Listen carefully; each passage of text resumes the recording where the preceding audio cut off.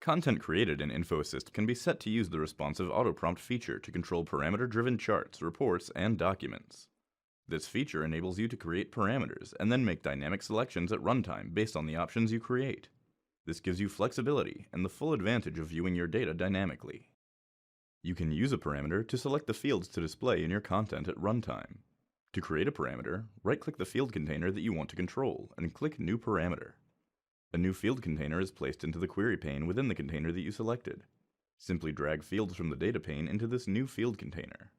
Repeat this as needed depending on the fields you want to be able to select from at runtime. You can also define the parameter prompt that will be presented at runtime by right-clicking on the parameter container and selecting Parameter Prompt. This allows you to apply the correct categorical labels for display at runtime. You can create parameters for measure fields and dimension fields. Once your parameters are labeled and the related fields are organized, you can run your chart, report, or document. At runtime, the parameters display based on how you set them up in the query pane. You can now view different aspects of your data using the dynamic selections and parameters you created. Parameters give you control over your data at runtime. Once your parameters are set up, your data is easy to access, allowing you to dynamically navigate it to make quick decisions.